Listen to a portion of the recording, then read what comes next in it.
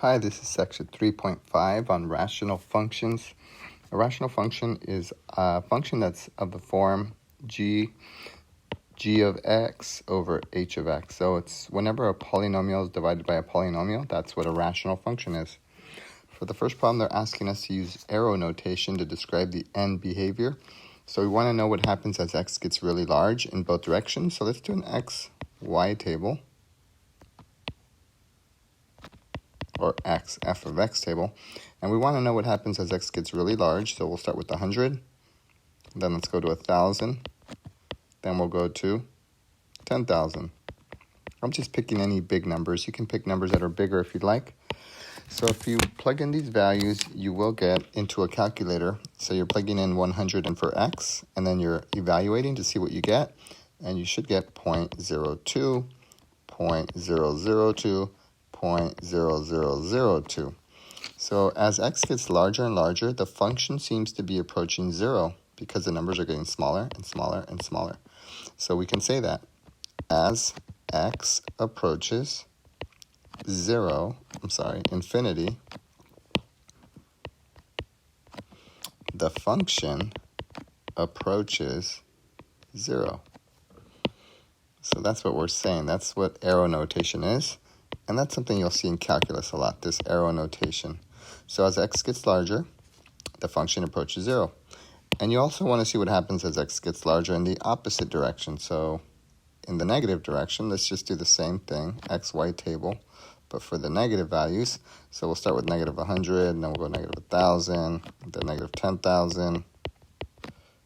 So if you plug those values in, you're going to get negative 0.02, negative 0.002, and negative 0.0002. So it's also approaching 0, but in the negative direction. So you'd say the same thing. As x approaches negative infinity, the function is still approaching 0. So therefore, that's called an asymptote. There's an asymptote at horizontal asymptote, I should say, at y equals 0 because of this for both of them. All right, if you do the same thing for this, you're going to get, let's see what we get. So you want to do exactly the same thing. So let's try 100, 1,000, 10,000 again. All right, if you do that, you should get 2.06, 2.006, 2.0006. And these are all just approximations. So we can say as x approaches infinity, the function is approaching, looks like it's approaching 2 this time, getting closer and closer to 2. All right, and if you do the negatives, just like we did above, you'll see that as x approaches negative infinity, the function will also approach 2 again, but in the negative direction. So I won't write it out, but you can do the exact same thing that we did here, and you'll see that as x gets larger and larger, negative 100, negative 1,000, negative 10,000, your function is going to approach 2 as well. All right, so you would say there is a horizontal asymptote at y equal to 2 because of this. All right, so for this one, they want vertical asymptotes, horizontal asymptotes, and holes. Let's start with the holes. There's a hole in the graph whenever you have the factor that's the same in the numerator and the denominator. So in this case, there'll be a hole at x equals 6, because if you set that equal to 0, you're going to get x equal to 6. So there's going to be a hole at x equals 6. All right, let's look at the vertical asymptotes. There is only one vertical asymptote, and that would be the denominator. So for vertical asymptotes, you always set the denominator equal to 0.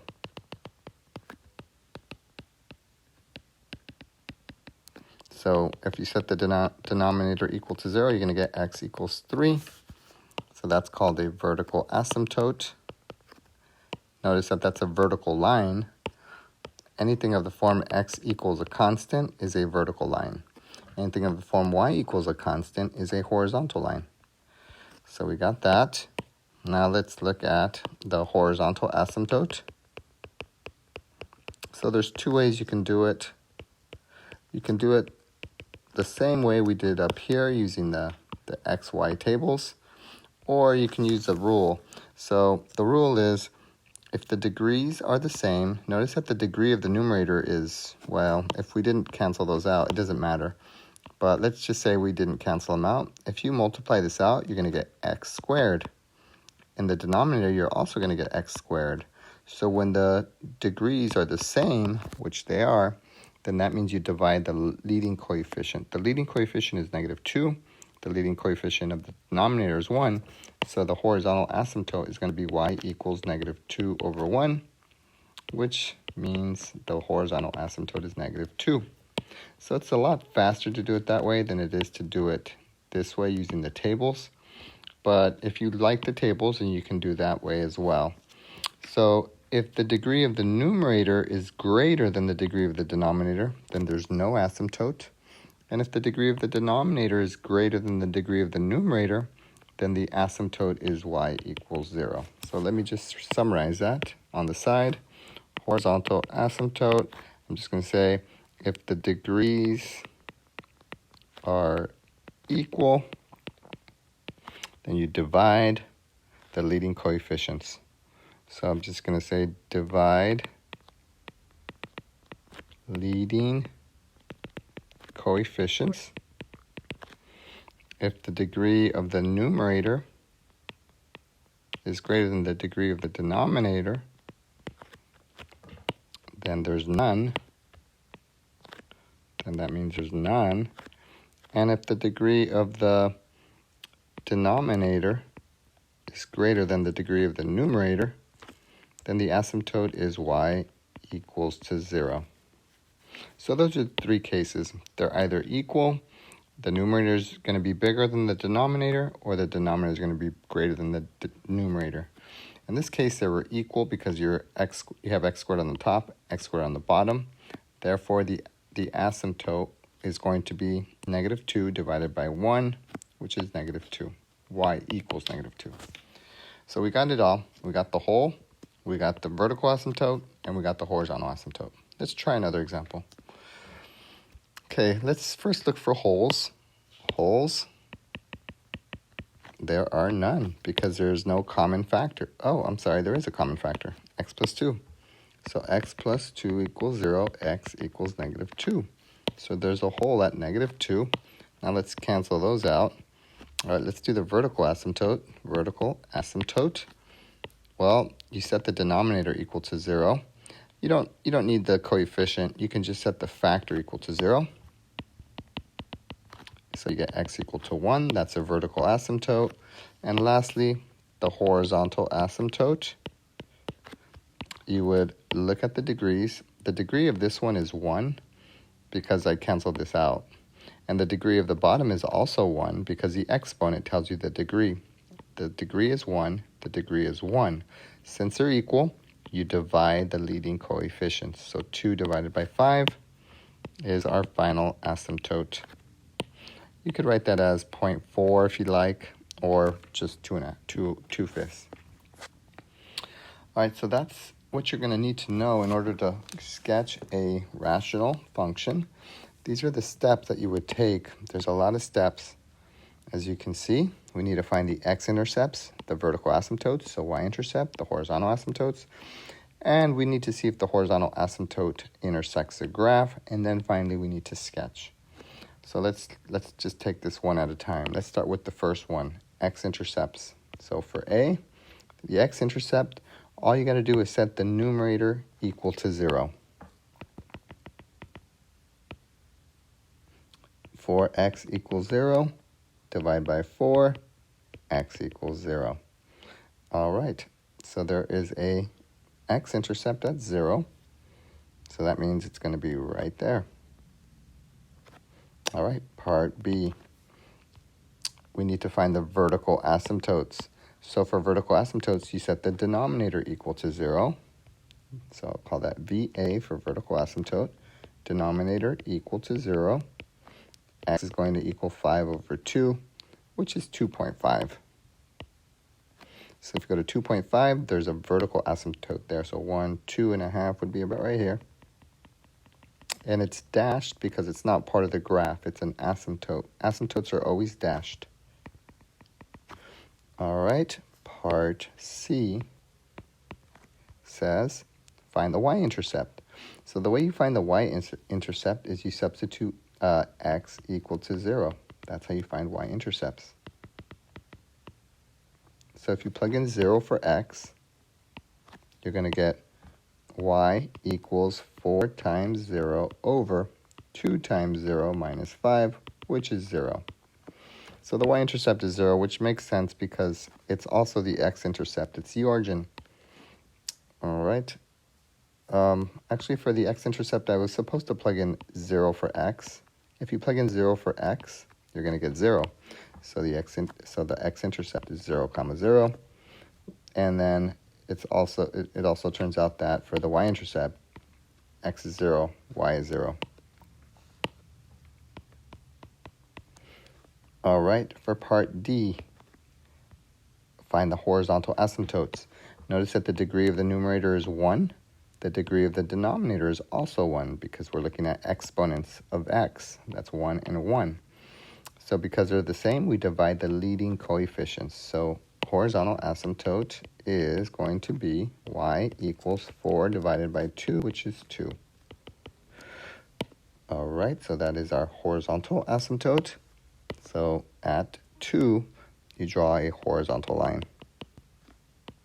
Dashed again because it's an asymptote. All right, now we're down to step E.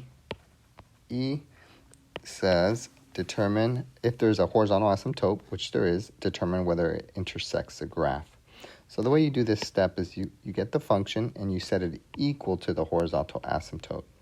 So the function is this, you set it equal to the horizontal asymptote and you check to see if there's a point, a solution to that. All right, so I just set the function equal to the asymptote, horizontal asymptote. You do that for every single time you're doing step E. So to solve, you would multiply both sides by the denominator.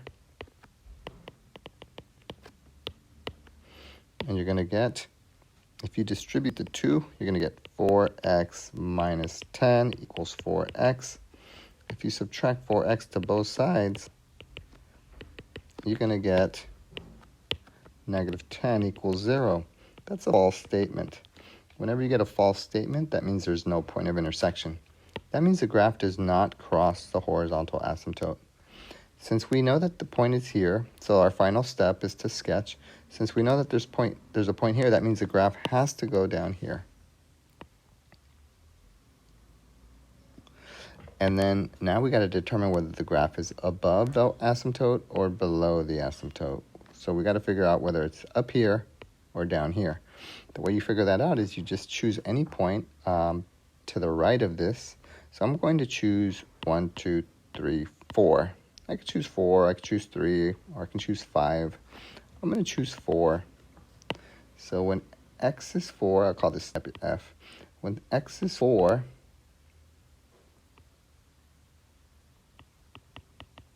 we're looking for the function value. So plug in 4 for x.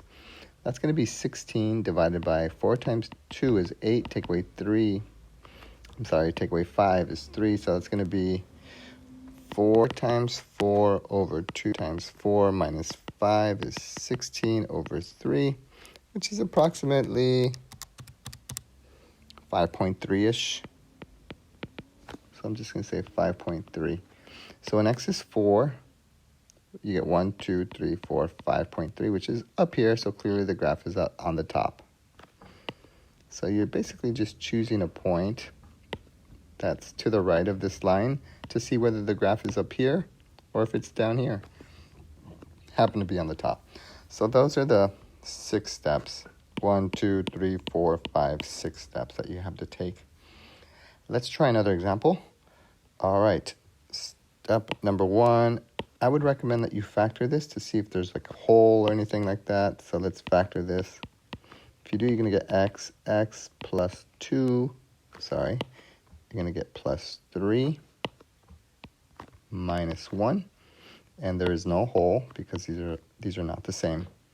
All right, so step 1 is X-intercept. Remember for that, we set the numerator equal to 0.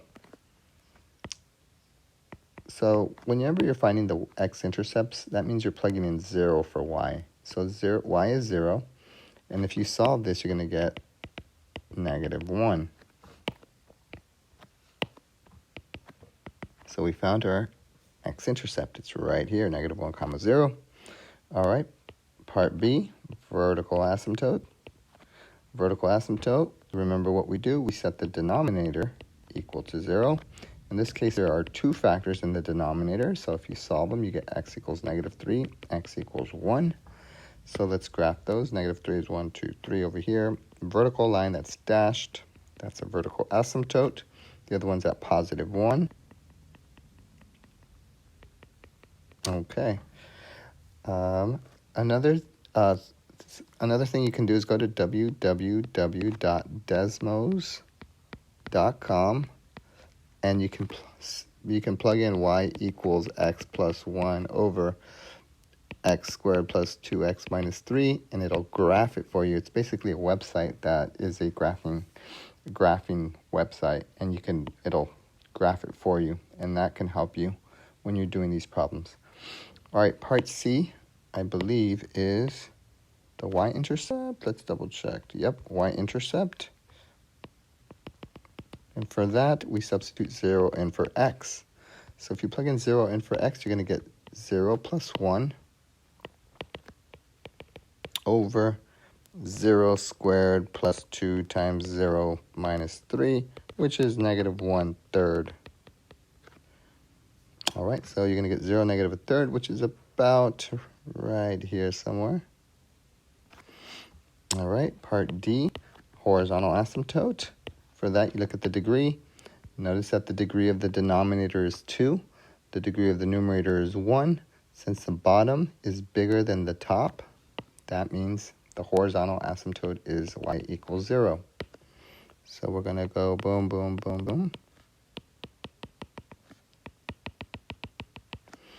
All right, for step E, we're checking to see if the graph crosses a horizontal asymptote, and you can already see it is. As you can see, there's a point right on the asymptote. That means it's going to cross it. Whenever you see a point that's on the asymptote, that means step E is going to cross. It's going to cross the asymptote. So remember what we do is we set the function equal to the horizontal asymptote. So let's do that. So 0 equals x plus 1 over, I'm going to do the factored version. Well, notice when you multiply both sides by the denominator, it's going to cancel and you're going to just get 0. On the left side, you'll get 0. On the right side, you're going to get cancellation. So I can show you the step. Multiply both sides by the denominator. Cancel, cancel. On the left side, you get 0. Equals x plus 1, x equals -1. We already knew that at -1 it crosses the asymptote. So that means that our graph has to go like this. It has to be super close to the asymptote, then it's got to go this way, and then it's got to go that way. So the asymptotes are basically your boundaries or your guide. It just tells you that the graph is going to hug it until it gets to the points, and then it's going to hug the other one. And that's what it's going to look like. So now we've got to figure out whether the graph is on the bottom of this asymptote or on the top. So let's plug in this point. Let's go with -1, 2, 3, 4. So this is step F. So let's go XY table.